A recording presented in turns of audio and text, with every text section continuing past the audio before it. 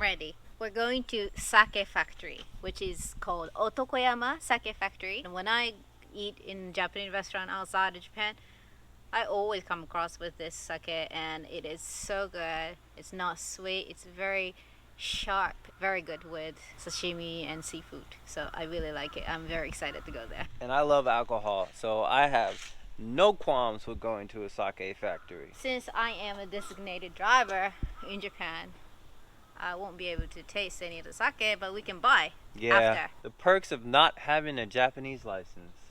Alcohol vibes all day. One tough thing about doing van life, and I'm sure anywhere in the world, is water, right? Always having fresh water. So we're always on the lookout for natural spring water without having to pay for water. Not only because it's cheaper, because it's natural spring water, right? It's just better than going in the supermarket and drinking that water.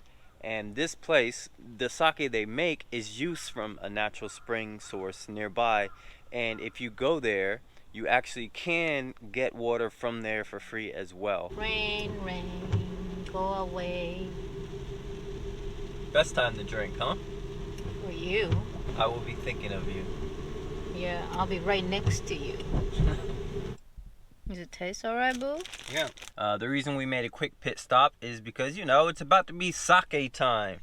But we haven't eaten anything at all today. So we're eating some sandwiches so we can have something in our stomach for when she watches me drink sake. Huh, boo?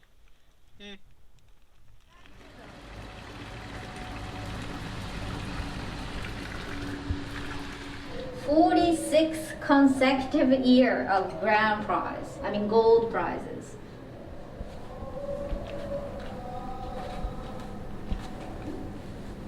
It's that new Armani and Finch.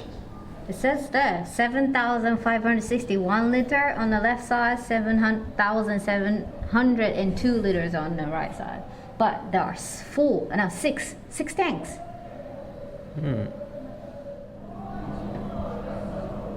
We have hundreds of different types of Japanese rice. But to make sake, there are only a certain types of popular rice to make from. You're basically drinking rice. That's how much is in a bottle of sake? Yeah. Out of one bottle, 720 milliliter, the regular bottle, 445 grams of rice is used. That's almost like you're eating rice. The same amount, pretty much. So that's how much rice is in a bottle of sake. Yeah. Wow, all these old pictures, look. These are priceless, huh? That's a big barrel. It's very big. So this is hanga printing. So every color is a different layer. You can see from 1 to 22 to make this colorful print. And this is done by a very famous person called Kitagawa Utamaro. Was a painter, I guess, the artist. Very famous. And then the rice thing behind it says Otokoyama. Wow. Like OG manga. Back in, this is 1530 or something. And they even have how to make sake in this book. Wow, this is awesome. This is the real thing, boo. And I like this era of Japan because they're making everything so mindfully, farm to table. Us right now, we are trying to do back to the basic. That's what they did. Everything was organic, everything was freshly made. There was no fridge or freezer. They did everything, fermentation and pickling, and I wish I could go back in time. 1743, 1797. Oh, that's cool.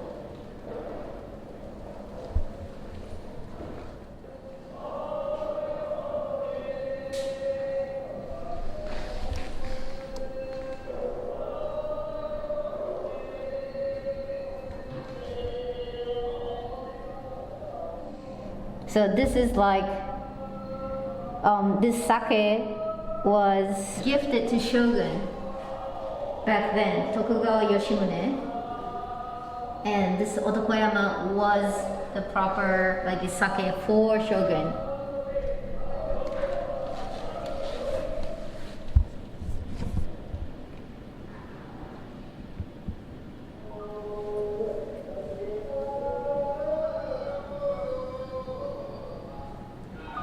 I got 3 tokens to try.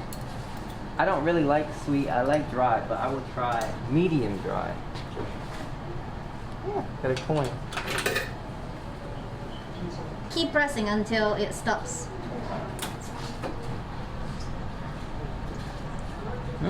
That's good. I like that one. Alcohol 13%. I want the one with the most alcohol. Very dry. I don't think I've ever had a very dry one. So let's go very dry. I wonder if I can just stay here all day.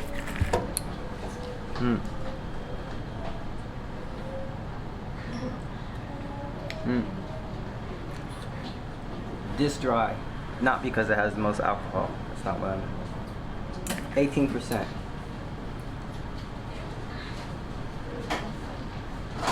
I like that. That's good.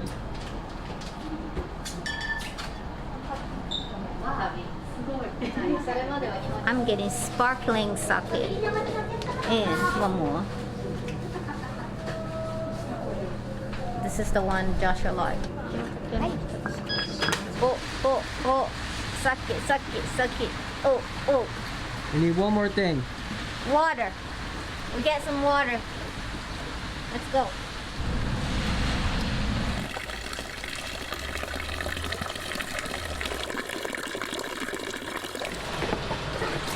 Somebody coming.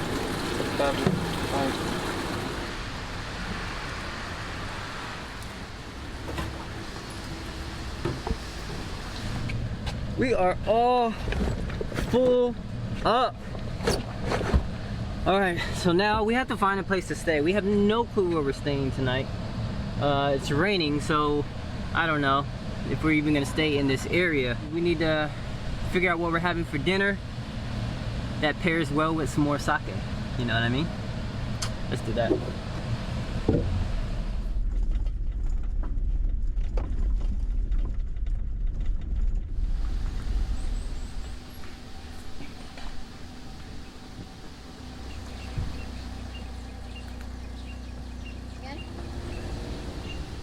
Good spot. Alright, right between all the trees. We just arrived at Lake Iwaonai, and this is a camping ground right by the lake, and this place is free of charge. So, yay! Another camping day. Do the corn tonight? Oh yes, yes. Let's burn that corn. We made all these under bottom storages to store everything because we didn't want anything on top, but then we realized that's just not realistic to be able to store everything on the bottom and have free space on top. So we bought a lot of those carrier things to hold stuff in. So when we're driving, this is what it actually looks like. There's just things all over here, but we clean up real nice when we're actually sleeping or chilling.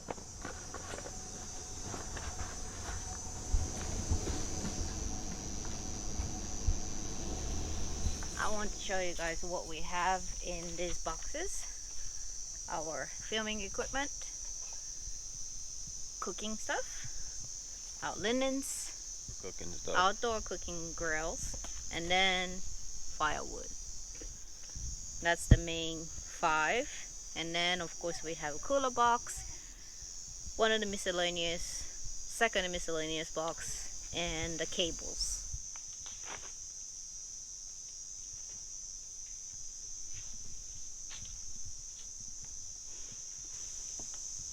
These things are really cool. They're like mosquito nets. So you can still have the window open at nighttime so you can get that air in. Especially sometimes if it's raining, you know, we're cooking inside. So we need the windows open for that ventilation. This is a lifesaver when we want it to be cool in the car, but also keep the mosquitoes out. And this is just for sun. And of course, the same for the back windows.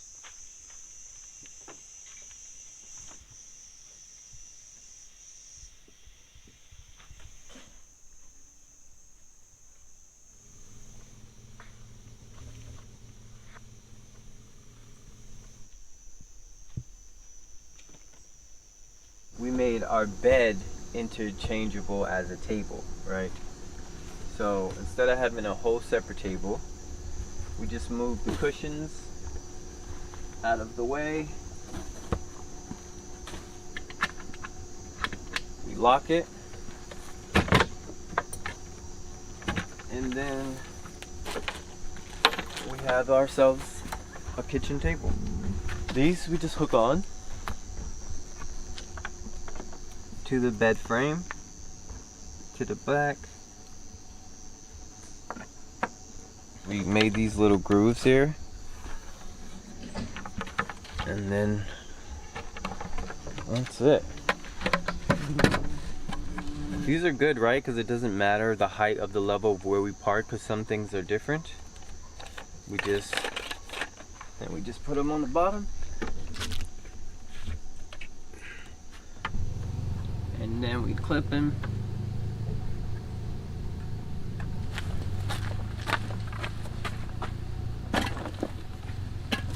Kitchen's ready to go. This is something we really didn't think about before we started. We kind of learned it after.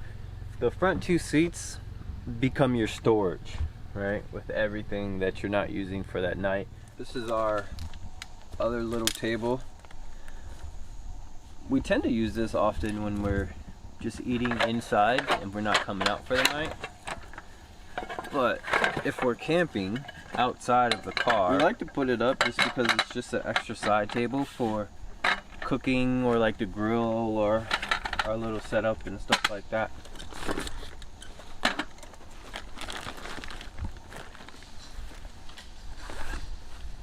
Let's put the hammock right here between these two trees.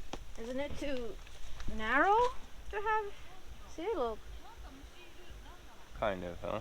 Yeah, it's a little too. How about these two? I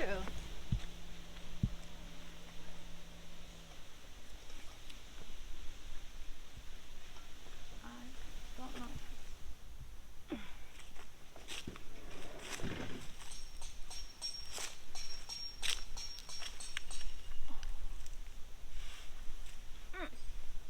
Good? Alright.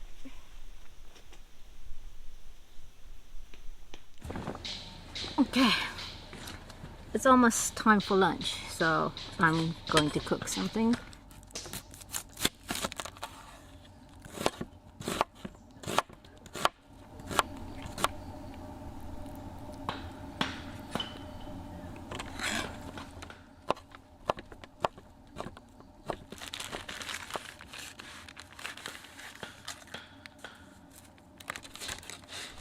Another thing I do often on the road is cook rice when we are not busy and keep it in a Tupperware so we can eat it in the evening or the next morning.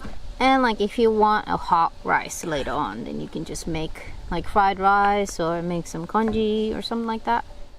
And something we cannot fit in, just a little bit left. That's what we do, onigiri. It's a Japanese rice ball. I put a little bit of furikake in it, so you don't need any other side dish to eat with. If you eat Japanese food, I think you know what furikake is. Just basically it's just a sprinkle over the rice and you can eat it. I'll just make one big one.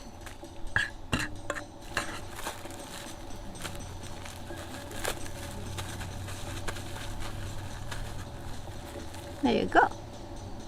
One rice ball. Rice balls. Thank you, boo. That's good. It's a good pick-me-up in between the meal.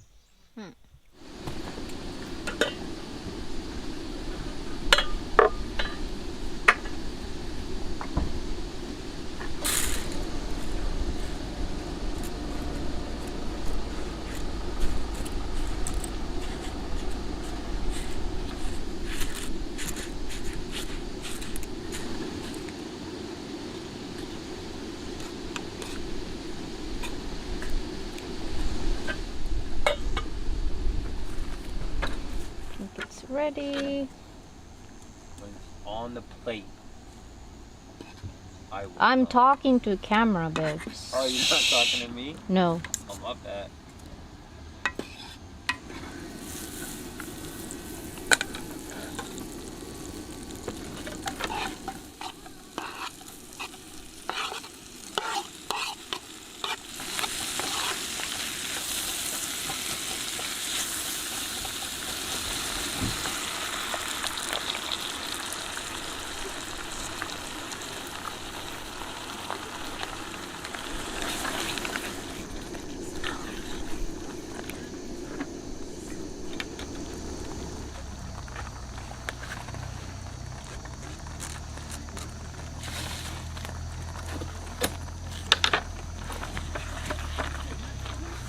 I had a piece of wood here to hold this up. What do you do?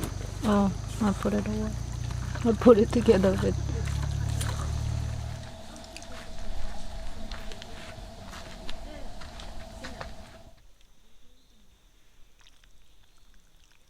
Itadakimasu.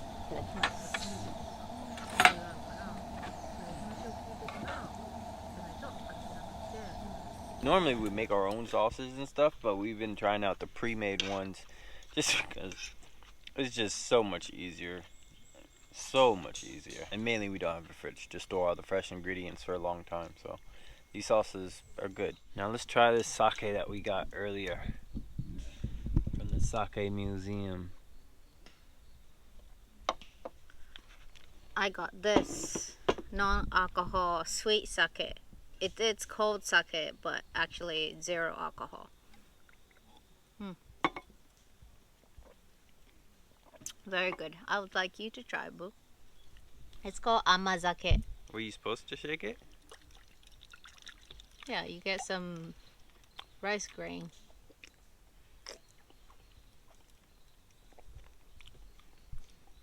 It's like pulp in orange juice. I can see. This is very healthy. It tastes more syrupy than anything. That's true. But this sugary, syrupy taste is not from sugar. I say you mix that with this. I can do that. That might taste good. Let's try this one. We don't have the cups right now because we're using them. This is our cup. Same. Same, but different. If you know what that means, you know what that means. I like that. Gives me real sake vibes. Try that, boo.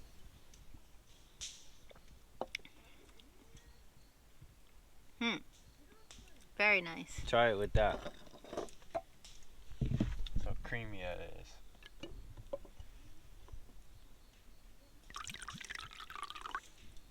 So this makes it like nigori sake, probably. It tastes better? Like that? Definitely sweeter. I like that better by itself. Me too. I'm gonna cook this tonight. Get some corn right on the fire later. It's gonna be nice. These things make it so much easier to do a fire. But the problem with these, when you live in the car and you have it in the car, even if it's in a bag, we probably have to wrap it more, is that it's doused with kerosene, right? So it smells the whole car like gas. So we have to figure that out later.